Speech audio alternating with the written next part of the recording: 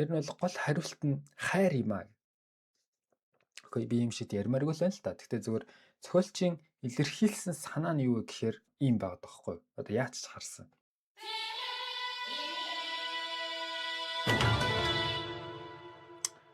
За тэгэхээр guys, Аказагийн тухай ярилцсанаа. Infinity Castle дээр төгсгөл дээр нь одоо танд бүгдээрээ мэдчихэе гэж бодож байна. Өөрийгөө ерөөхдөө хороочж байгаа тийм үү? Юу болсон бэ гэдэг тухай ярилцмаар байна л та. Ерөөхдөө Аказа сүултээ ингээд толгойг нь тасалсан ч гэсэн үхэхгүй болчихдээ штэ. Тэгсэн мөртлөө өөр үхчихэж байгаа тийм үү? Яагаад энэ бичлэгийг хийх болсон бэ гэхээр ийм юм болсон заяа. Бид нар ингээд ажлынхнаараа кино театр ороод үзэхгүй юу? Тэгсэн чинь манай нөгөө нэг хөгшин Японд дарга байдаг хгүй юу? Тэр баачка ингээд үтсчингүүтээ oh my god юу болоод байна те энэ одоо нандаа айцваа гэдэг ч те энэ одоо юу юм бэ те бүх хүмүүсийг зөндөө олон хүн алчаад бүх юмыг ингээд сүйтгэж эвдэлчээд цэцтэй гэхэд яагаад өөрийгөө алч вэ те ерөөсөө ямар ч утга учир алгаагүй те энэ одоо ямар сонин нөхөр вэ гэж бодож байгаа хгүй те би гайхаад oh my god за хүмүүс ингэж бодож байгаа юм те тэгвэл өөр хүмүүс юу гэж бодож байгаа юм бол гээд нэг охиноос асуусан чинь хажуутлын охин болохоор уйлж исэн аахгүй чи яагаад уйлаад байгаа юм бэ гэсэн чинь Шинобу ингээд те үхэн гэдгийг би мэдчихсэн л та би манга уншсан болохоор мэдчихсэн. Тэгтэл амар гонхтой болохоор те тэгээд Аказа яасан юм бэ гэсэн чинь. Уу Аказа яах вэ тэгээд ер нь бол дайсны талын хүн байсан ч гэсэн дажгүй хүн байсан. Oh my god. Би болохоор юу бодож байгаа гэхээр би бүр Шинобуг үхэн гэдгийг мэдээгүй заяа. Тэгсэн мөртлөө өөрөө би ингээд хамгийн их баг шоконд орж байгаа хүн шүү дээ. Би чинь ер нь бол хамгийн дуртай хашира Шинобу байсан байхгүй юу? Тэгэл ингээл oh my god. Тэг яг хуу тэгсэн ч гэсэн тэр дундаас яг Аказа миний толгоноос гарахгүйс байхгүй. Тэг юу болоод байна гэд тэгэд ерөнхийдөө ингээд хүмүүс Аказагийн тухай яг юу гэх юм. Ямар ч тач миний эргэн тойронд заяа. Би тэгтээ ганцаараа ингэж харж байгаа гэж бодохгүй нөр зөндөө байгаа гэж бодож байна. Тэгтээ миний эргэн тойронд байсан хүмүүс Аказаг над чиг харахгүй байхгүй. Тэг би гайхаад. За тэгэд ямар ч тач ийм видео хийя гэдэг санаа төрсөн. Окей. Тэгэхээр Аказа ерөнхийдөө ингээд толгойн тасалсан ч гэсэн үхэхгүй болчихж байгаа шүү дээ. Тэр ерөнхийдөө мусантай адилхан төвшөнд очиж шинэ гэсэн үг байхгүй юу? Тэ толгойн тасаллаа гэд үхэхгүй. Тэгэд яг нөгөө нэг Танжиро Гию хоёртой хийж явах тулааныхаа төгсгөлд ийм одоо шинэ хүч чадалтай болчихж байгаа шүү дээ. Зөвхөн энэ сэтгэлийн хүчтэй амьд үлдмээр байна гэдэг хүчээрээ өөрөө энэ хүчийг олж авч чадчихж байгаа тийм үү?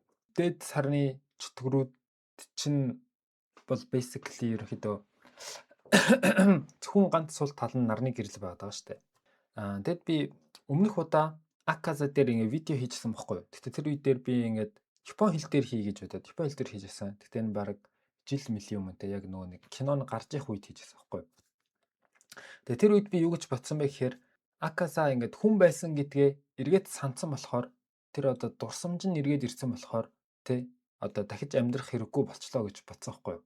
Тэгсэн чинь одоо хүн байсан үеийнхээ дурсамжтай чөтгөрүүд басан долон байгаа штэ. Тэр ингээд дурсамжаа мартцсан байсан ч гэсэн энэ хэсэгтэр би болохоор юу гэж бодож байгаа гэхээр одоо Аказа ингээд ийм амар хүчтэй чөтгөр байгаа штэ. Дээд сарны номер 3 штэ. Тэгсэн мөртлөө өөрийгөө хөнөөтж гинөө гэдэг чинь энэ нь яг зохиолынхоо хувьд зохиолч яг энэ санаагаараа юу илэрхийлэх гээд байгаа юм болоо гэдгийг би бодсон байхгүй. Яад би нэг бодсон бэхээр Аказа ч ингээд хязгааргүй хүчтэй болох бараг боломжтой заяа. Өөрөө тэгээд амьд үлдэхийн төлөө юу хийхээс цохгүй. Тэгэд үргэлж хүчтэй өрсөлдөх чайж явж идэг.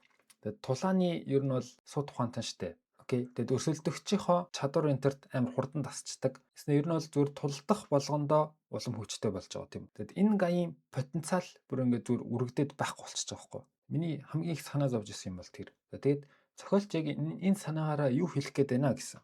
Өмнө нь бол би үзэж байхдаа зөв ой санамж нь эргэж ирсэн болохоор хүн шиг боддог болоод чөтгөрийн ангууч талдаа илүү ашигтай байж магадгүй гэдэг санаа гаргаж ирж байгаа болов уу гэж бодсон байхгүй юу. Одоо юу гэхээр чөтгөрүүд хэрвээ ингээд хүн байсан үеийнхаа дурсамжийг санаад одоо юу юм амар аюултай үйлдэл хийдэг биш юм уу те. Зөв хүн шиг болох магадaltaй хүн шиг үйлдэл хийх магадлал байж магадгүй гэдгийг дүрсэлж гин гэж би тухайд батсан байхгүй юу. Тэгээд сүүлийн үед ер нь ойлгосон юм нь юу гэхээр хэдэн ном энтер уншаад ойлгосон юм уу гэхээр ер нь бол гол хариулт нь хайр юм аа. Окей, би юм шиг ярмааргүй л байна л та. Гэхдээ зөвхөн зохиолчийн илэрхийлсэн санаа нь юу вэ гэхээр ийм байгаад байгаа байхгүй юу. Одоо яаж ч харсан. Тэгэд энэ тухай ерөнхийдөө жоохон дэлгэрэнгүй ярья гэж бодлоо.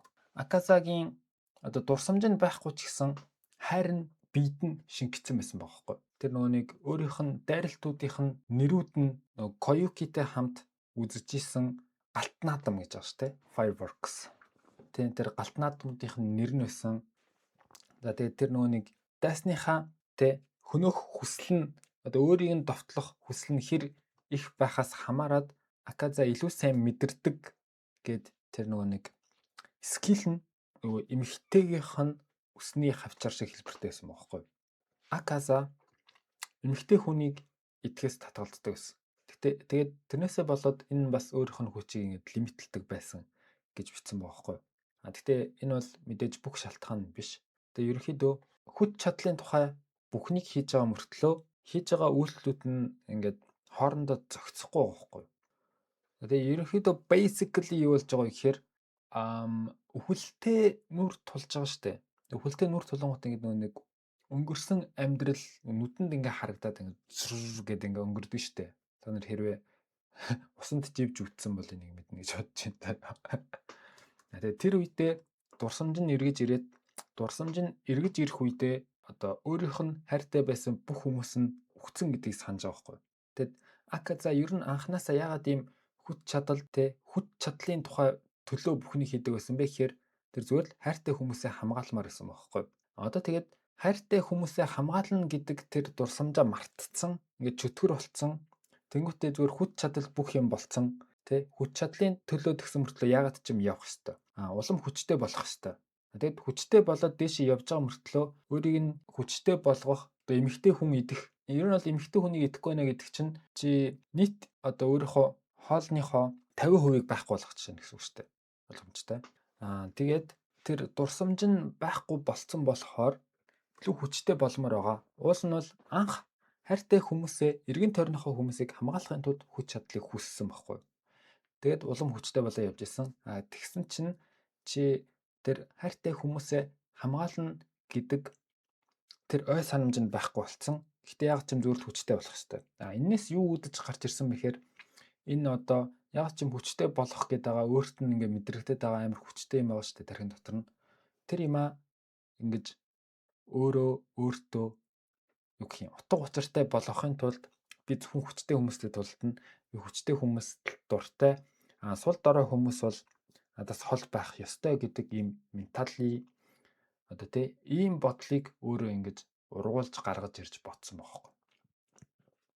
Тийм болохоор яг үнэндээ сул дорой хүмүүст дургу гэдэг чинь Аказагийн жинхэнэ чанар нь биш, зан чанар нь биш. Өөрөө зүгээр л яг ч юм хүчтэй болох ёстой байсан болохоор зохиож гаргаж ирсэн юм гэсэн үг. За тэгээд Аказа ер нь бол ялагдаагүй штэ. Гию Танжиро хоёртой тулдаад ялж исэн бохгүй. Эцтэй гэхэд арай гэж толгойг нь тасалсан чинь дахиад буцаад толгойг ургуулчихж байгаа тий. Тэгэд Танжирог яг ингээд ер нь бол алж чадхаар нөхцөлд байсан зав. Тэгсэн мөртлөө Танжиро ч нөгөө нэг нарны амьсгал ашигладаг болохоор ер нь бол музаанд хамгийн аюултай хүн штэ. Тэрнээсээ гадна зав. Аказа яг тэр үедээ ингээд хувьсалд ороод ихүү тий. Цоош нь хүчтэй болоод зөвхөн нарны гэрэл Аказаг зогсоод чадах болсон юм дараачийн чөтгөр болж гарч ирсэн одоо яг хамгийн хүчтэй болж байгаа тэр мөчтөрөө өөрөө зогсчихж байгаа байхгүй. Надад байли. Тэр нэг Infinity Castle-ийн зохион байгуулалтыг нь харах юм бол дээд сарны чөтгөрүүдийг өөрсдөөс нь юу гэх юм хоёр дээд сарны чөтгөрийг цуг байлгаж болохгүй болохоор ангуучийн корпусынхан бүгдээрээ салааныхан гэв хүү чөтгөрийн ангуучид маань өөрсдөө салаагаа ингэж салгаж байгаа штэ. Тэгээ ерөнхийдөө нэг бива унаачсан болохоор хүссэн үедээ одоо юу юм хүссэн хүмүүсээ ингэж хүссэн газарт нь авч чадна те. Чөтгөрийн ангуучид болохоор харин яг ингэж өөрсдийнхөө таарсан дээд сарны чөтгөртөөгөө тулдахаас өөр арга. Тэгэд basically Танжиро Гию хоёр бол Аказаг ялах гэж үзээгүй. Угаасаа ялч чадахгүй. Гэхдээ гол хийх ёстой ажил нь юу вэ гэхээр Аказаг бусад дээр сарны чөтгөрүүдээс аль болох удаан хол байлгах. Тэгсэн чинь Аказа зүгээр л өөрийгөө алдчихж байгаа байхгүй. Ер нь бол Аказаг хинч зогсож чадахгүй. Гэхдээ Аказа өөрөө л зогсож чадна. Тэгээд одоо Домог хараад үзэх юм бол миний нөгөө нэг ой санамж гэдэг гэж бодож исэн маань ингээд бүр худлаа болж байгаа байхгүй. Дома чинь яг гэвэл угаасаа л өнгөрсөн амьдралынхын дурсамж нь дотроо байсаар байсан. Тэгтээ Дома болохоор ямар ч мэдрэмж байхгүй те юу ч мэдэрч чаддаггүй те. Ерөөсөө хинт ч хайрлагдаж үзээгүй. Тэгээд үр дүнд нь болохоор юу ч мэдрэхгүй чигээрээ ингэж өгч байгаа тийм үү. Тэгэхээр гол хариулт нь дурсамж биш хайр юм а гэж байгаа. За музаан ч гэсэн адилхан тий. Музаан болохоор амьдралын төлөө бас бүх юмыг хийж байгаа амьдрмаар байгаа тий. Үрд амьдрмаар байгаа. Окей. Тэгээд ерөнхийдөө чөтгөрийг юу үгүй хийдэг вэ гэхээр энэ хайр байгаа хөөхгүй. Тэ? Тэгэд Аказагийн дотор байсан хамгийн хүчтэй юм нь юу гэхээр Аказагийн хүч чадал биш. Аказа өөрөө яагаад ч үгүй хийж чадахгүй тэр дотор нь амьдарч исэн хайр байгаа.